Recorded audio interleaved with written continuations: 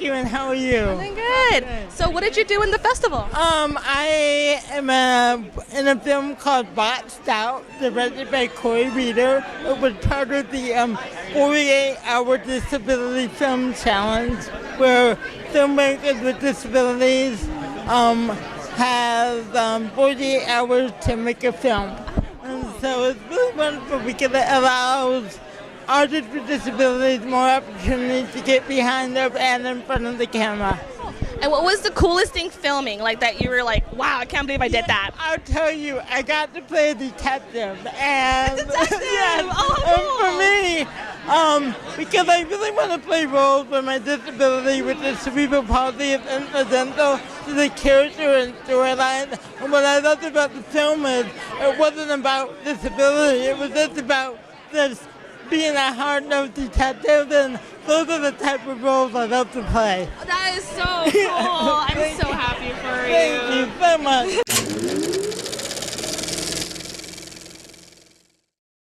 much. My name is Jared Dimbort, and I have the film John the Carpenter that played in the horror block last night.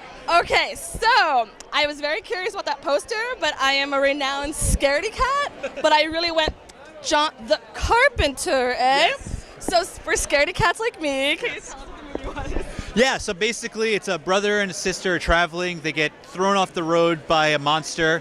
She goes and draws the beast out into the woods to protect her brother, sacrifices herself, and then he kind of takes over and tries to use his carpentry skills to exact revenge. Well, I can't help but mention, this sounds like Stranger Things a little bit. Have you seen it?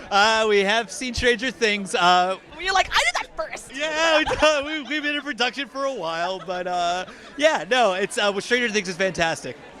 And then, so I'm assuming you're a fan of John Carpenter films with Yes, the title. So which of the films was like, okay, I gotta make a horror film? The Thing. Definitely The Thing. Yeah? Just like the paranoia, the blue hues and stuff, and obviously John Carpenter's music also is so fantastic. Right? So I was more impressed with the puppetry, with the whole like yes, melting of the heads. yes.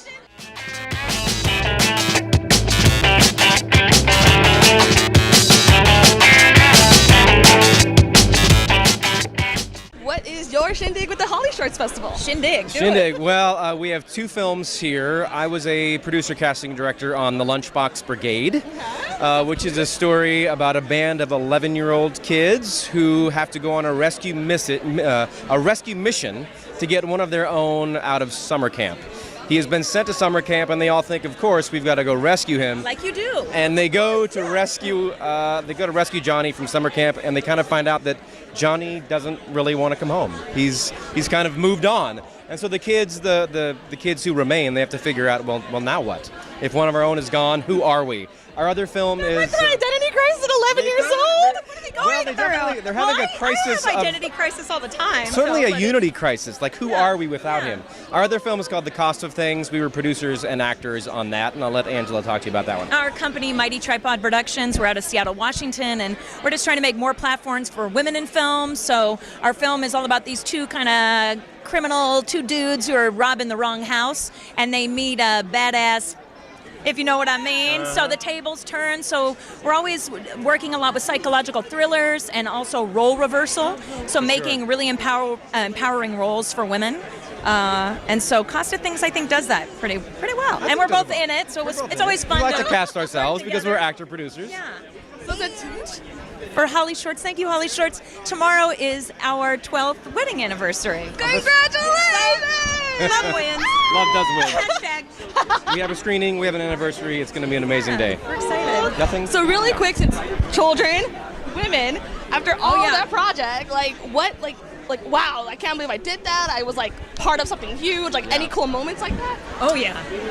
Well, I think for me, casting, Angela does a lot of casting for our company, but with the Lunchbox Brigade, it was my first time working as a casting director, and it was, I've been an actor for over 10 years, and being a casting director, I have a whole new level of respect and understanding for that craft. I had an amazing time, but it was a lot of work, so I've I've grown to respect the casting directors even more. It's great. It was great. And for us, for Mighty Tripod, we had one of our short films, Trauma, screen here 2 Hollyshorts ago, I believe. So for cost of things to get in, I mean, we lived in LA for a little bit, but we're both from Seattle. So it's always great to be selected and screen here because you feel like, oh my God, look where I am. I'm in this theater. I'm with all these amazing filmmakers. So the fact that we were chosen always blows me away and makes me very humbled and geek out. And so we're just thrilled to be able to screen with a bunch of our Washington filmmakers and then be meeting all these cool people all week. This is an amazing event. I mean, just being able to network and meet people from all over the world who are also passionate filmmakers, it expands your network, and I really am having a good time. My big thing is hashtag don't wait, create. Nice. Yeah. Doing good. I'm gonna go drink rum. You're gonna drink rum? Yeah. Why are you gonna drink rum? Party? Yes. Ah. That's Hollyshorts and then rum. In celebration? Yes. Or? Yes. Oh, okay. And I had a film here a couple of years ago. Oh yeah. But now I'm graduated. I do. Oh yeah. Yeah. Movies. So you're in support, or did you have a project this year? No, I'm in support. Cool. Yeah. So what is it about Hollyshorts that you love so much? I love that the fact that they give an opportunity to people who could otherwise not get that opportunity. And I think the internet does that too, and then the rum is great.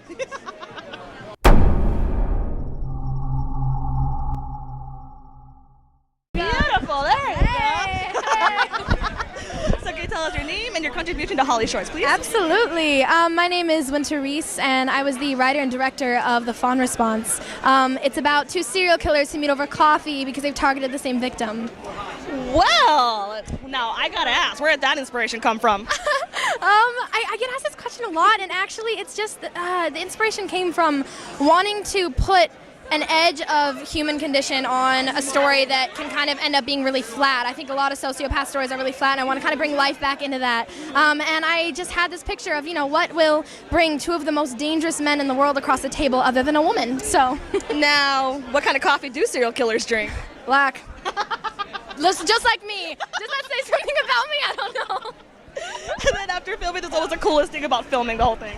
Ooh, the coolest part. I think the fact that it was pro bono and that we were no budget and everyone donated their time and it ended up looking so high budget. I think that's really magical, and that's the core of filmmaking. Ah, now you did a horror, right? I'm so sorry. Yeah. So you did a horror movie. Are you going to do any other genres, or are you going to keep on horror? Ooh, I think that I really want to actually create a new niche that is, it's psychological thriller, but it's enough about the human condition that the mainstream masses who aren't into creepy stuff will still want to watch it, but it'll still get under your skin. Now, I'm assuming you're a horror buff? A little bit. A little bit? What do you fangirl over in terms of horror? It's actually indie film. I love It Follows. I'm really thought it was just beautifully shot, and it was still about humans at the end of the day. Even though it was creepy, it's still about how humans work, and I love that.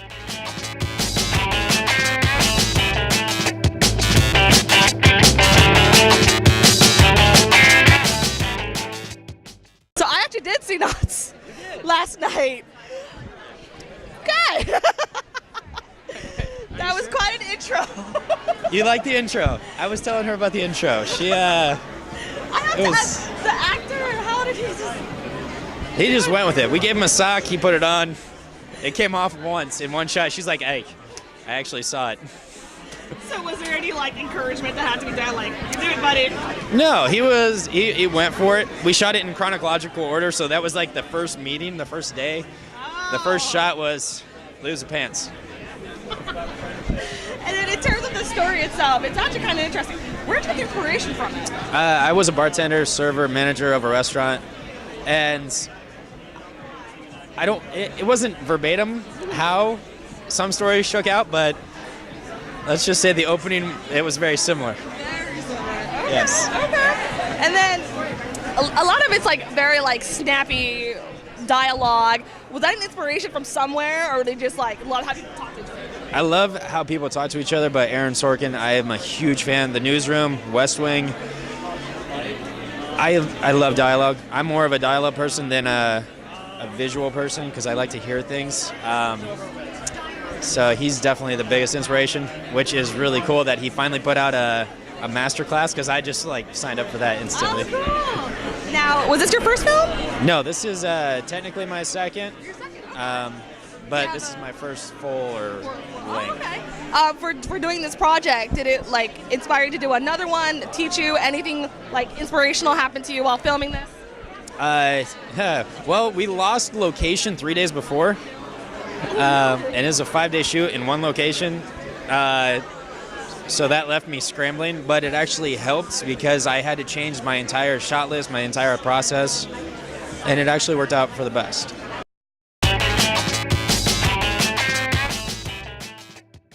But giggling and eavesdropping, killer tampon. Yes. Please tell me more about this killer tampon. Well, our film is called Tampoon, and it's a horror comedy about a killer tampon, and it's personal vendetta against a girl who he loves named Miranda against her bad boyfriend. This guy. Playing the bad boy. The bad boyfriend, unfortunately not the monster tampon. This is a very real phenomena, by the way. We're just trying to spread awareness for it and make sure that the word gets out. Now, was it easy playing the bad boyfriend? A little too easy, as my girlfriend can attest. I can help overhearing, because I'm an eavesdropper, about the advice for directors. Was there something happening on set that you're like, you gotta listen to directors? Oh, well, ask this guy, I guess. Well, no, I mean, honestly, we prepared a lot. We'd have a lot of rehearsal, and yeah, as an actor, sometimes you kind of like, you're thinking about yourself, how do I look?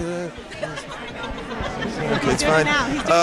And sometimes you just have to be in the moment, trust your director, and trust that she's got a larger vision than you can comprehend for yourself. So. Now I gotta ask, with a movie like this, were there giggle moments? Essentially the whole time.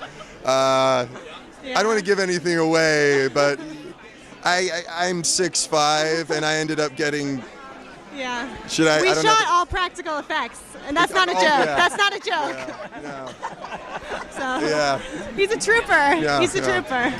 It's very sweaty at the end of this. Proudest moments right now? Oh yeah. Oh, absolutely. Yes. Yeah. I probably will be for the rest of my career. Really.